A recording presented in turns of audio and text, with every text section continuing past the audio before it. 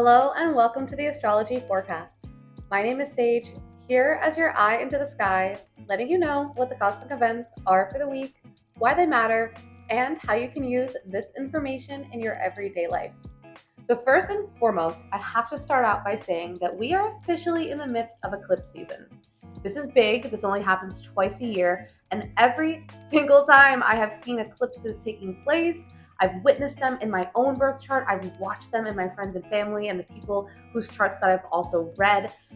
Eclipses bring faded beginnings, faded endings. These are karmic events. They can be chaotic. They can feel like major turning points in our life. If you've heard some of my own eclipse stories, I'll probably be sharing them in the coming weeks. Eclipses can really change the course of your life. We are officially in the midst of eclipse season, so I have to start out by saying that. The first eclipse that's taking place is on September 17th. That is next week. That's going to be a full moon lunar eclipse in the sign of Pisces. Start doing your homework now and check out where you have Pisces in your birth chart. I promise you this area of life is going to be getting a lot of energy over the next 18 months. After that, we're going to have a solar eclipse on October 2nd in the sign of Libra. We've already been getting some Libra eclipses, so that area of life has been getting activated. However, it's only going to continue. We're going to see some new developments in that area of life. Great time to reflect back to last October, as that was when those eclipses began in the sign of Libra, and look ahead as to what you can expect, given that we do still have some Libra eclipses coming up. So more on that next week. I will be coming out with a horoscope, which is also going to be an eclipse horoscope, so you do not want to miss that. This week is a really great week for mental clarity, positivity, and just overall efficiency when it comes to our mind. Again, looking at these houses in your chart, the signs that we're going to be dealing with this week are Virgo, Libra, and Gemini. Virgo, Libra, Gemini. Check out your chart.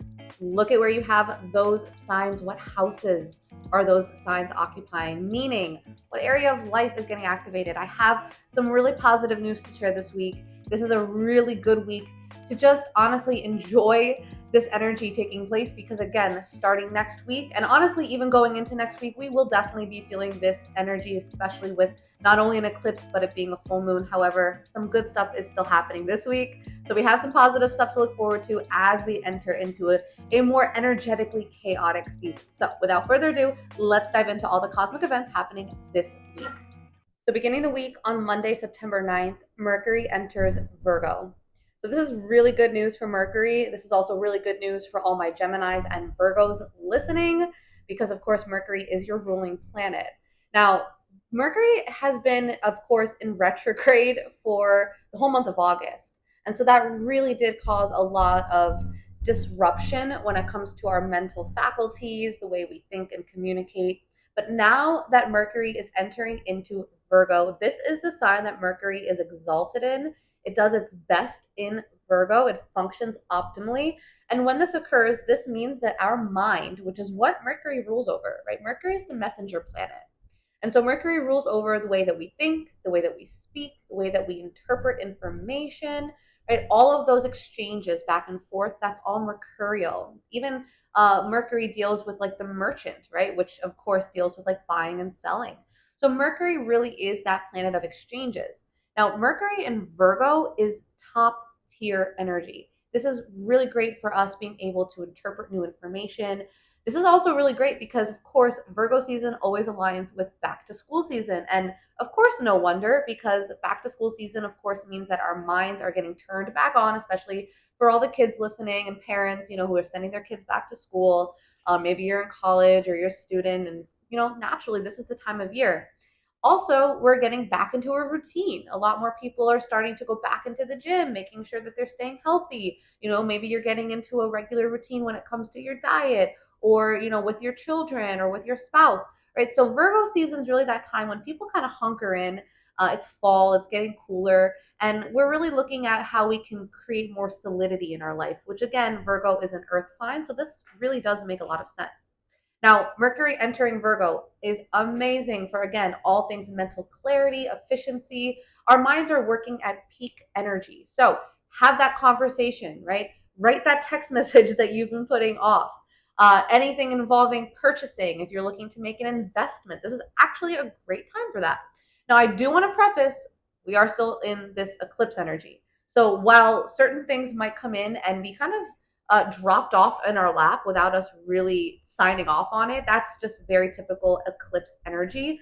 Oftentimes we get hit with things, unexpected stuff can happen. Mercury has been in kind of a conversation, we'll put it, with Uranus, which is the planet of surprise.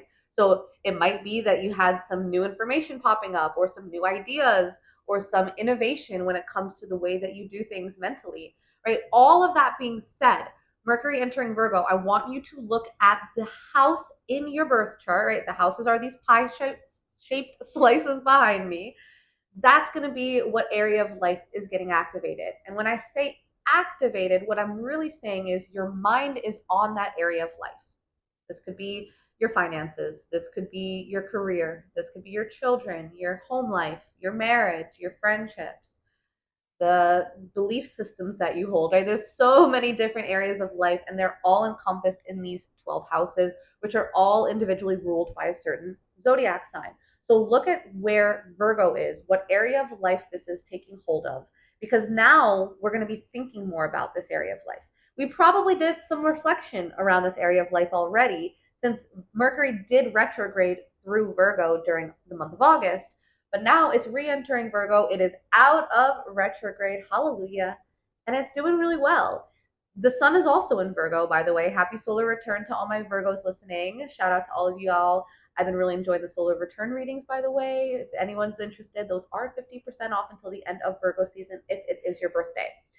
But anyway, the sun is in Virgo, which means that Mercury rules over the sun, right? Because that's the planet that rules Virgo. So this is really great for a sense of self, for feeling more productive, more logical. If you really need to think greater than how you feel, this is actually a really good time to do so, because Mercury is very logical right now. It's pragmatic in an earth sign. And again, the sun is here as well. So the sun is our sense of self, it's our core, it's our ego, it's our vitality, it's also our creativity. So this might be a great time to crunch some numbers, or look at how you can create more organization and structure in whatever area of life this is ruling over.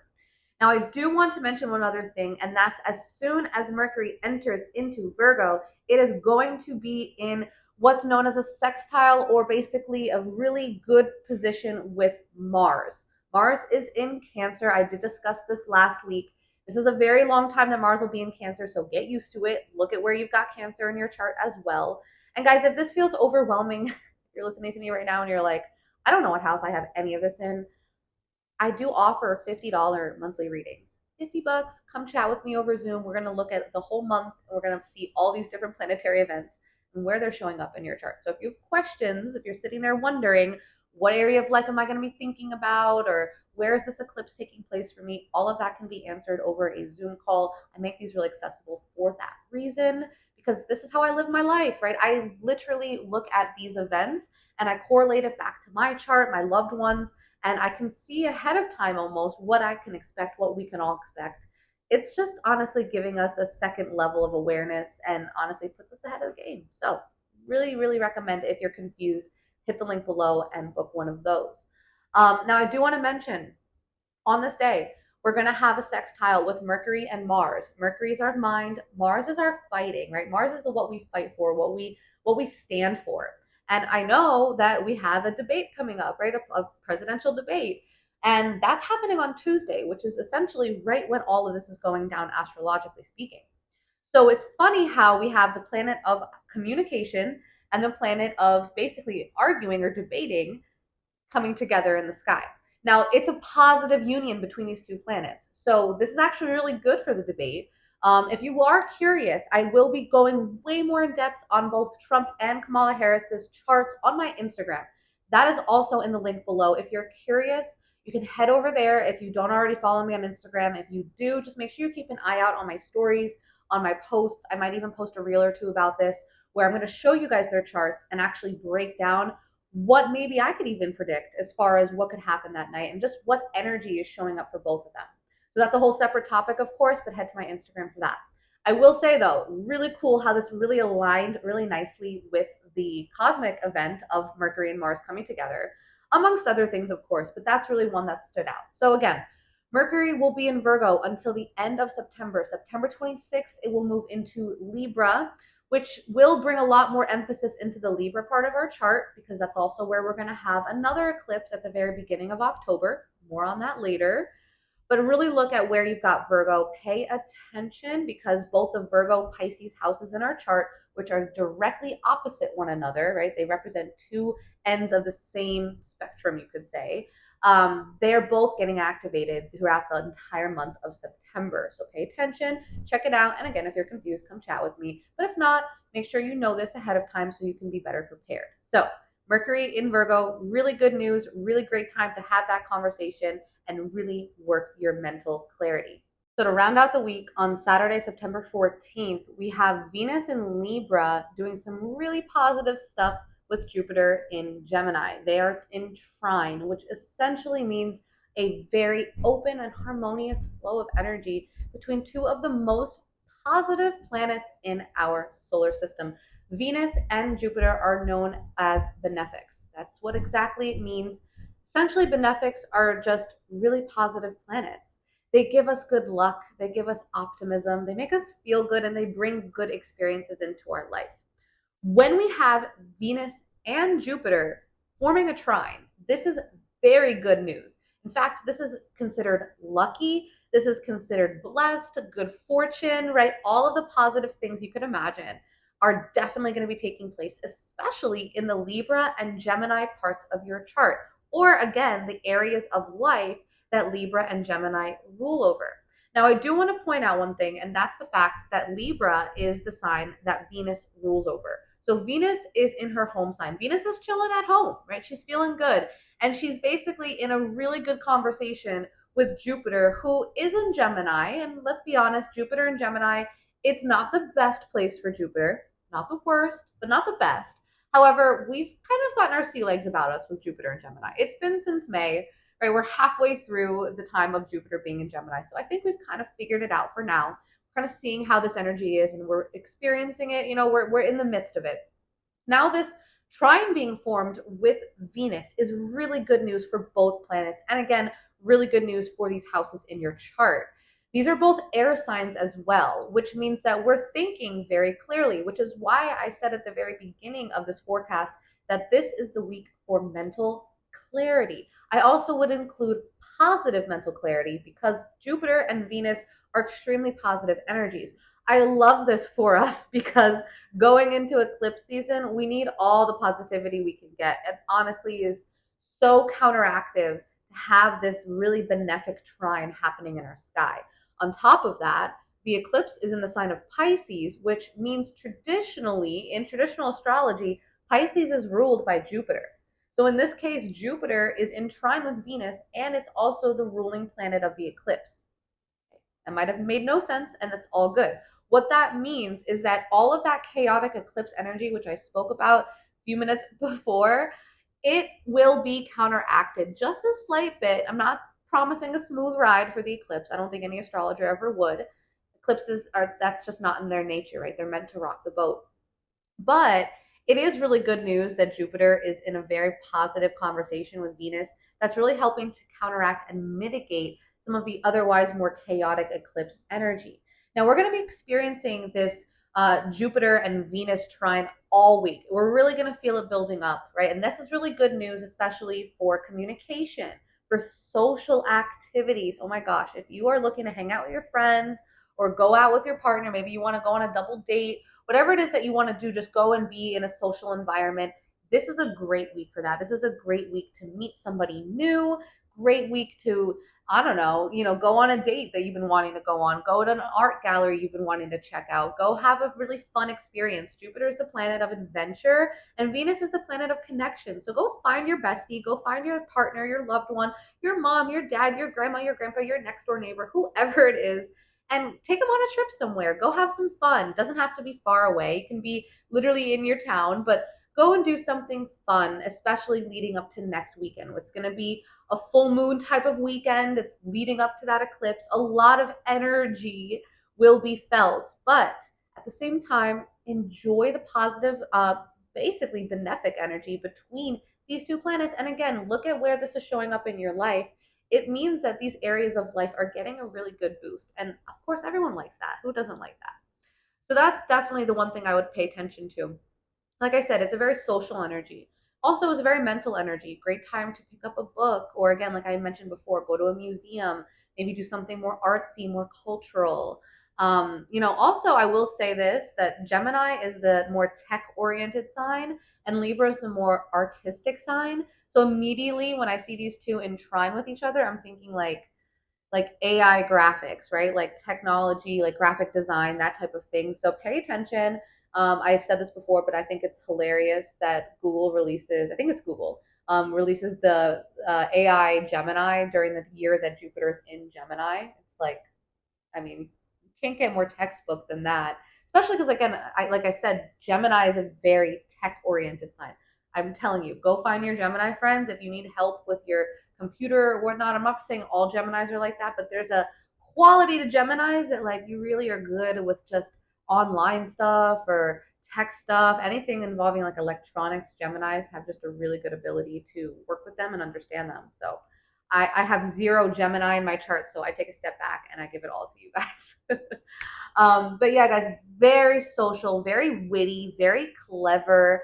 Again, very positive for just social interaction, romantic interaction, artistic endeavors, going on a fun trip somewhere and exploring a new culture. All of that is fair game. And again, it is also within the eclipse portal. The portal will officially open, by the way. I know people love hearing the word portal, whatever you want to call it. It's really just a span of time when the energy is the most potent, right? It's really all it is. We don't have to look at it like some magical portal unless you like that, right? I'm a Pisces moon, so like I don't mind. I love magical stuff. But if you're someone listening and you're like, girl, that's just like not my vibe. That's way too woo woo. It's okay. Think about a portal, basically like entering into a cycle of time when certain things are more likely to occur, right? When beginnings and endings are more likely to be had, when fated, right? Or whatever type of event, big life events, milestone events can happen in your life, right? I got engaged, for my own personal example, I got engaged during an eclipse. I've also had loved ones pass away during an eclipse. So a lot can happen during eclipses. And again, that's not to, put that in anyone's head that that's going to happen to you, because that was what was showing up in my chart, right? Everyone's chart is different. That's why you want to look ahead and see where this is showing up for you. And again, I will be posting a full horoscope for all 12 signs next week. So that's going to be really helpful for those of you listening and you're not sure, but you know your rising sign and or your sun and moon. Those are also very good to know and use for the horoscope. That way you can at least arm yourself with the awareness of what area of life is getting affected. So make sure you check that out next week as well. And that really wraps us up. Again, that Venus Jupiter trine is really positive, really clear, very social, very fun, clever, witty, and just enjoyable energy. So, really just take advantage of that. As well as Mercury being in Virgo. This is like top tier energy as far as just all mercurial things. Again, I described that earlier, not going to describe it again now, but you guys get the vibe, the gist. And that really is all it's all about. So, with that being said, I hope you all enjoy this week leading up to the eclipse. That, like, oh, I don't think I said this, but the portal opens on the 17th of September and it'll close, so to speak, on October 2nd. So it's a 2-week span of time when things get a little bit wacky. So again, make sure you're tuning in. If you have questions, comments, concerns, all that good stuff. If you have some friends hitting you up asking you about the eclipse and you're not sure what to say, send them my YouTube, send them my Instagram, and I got you. So thank you all. I hope you have an amazing week. I send you all so much love, and I'll see you again in the next video.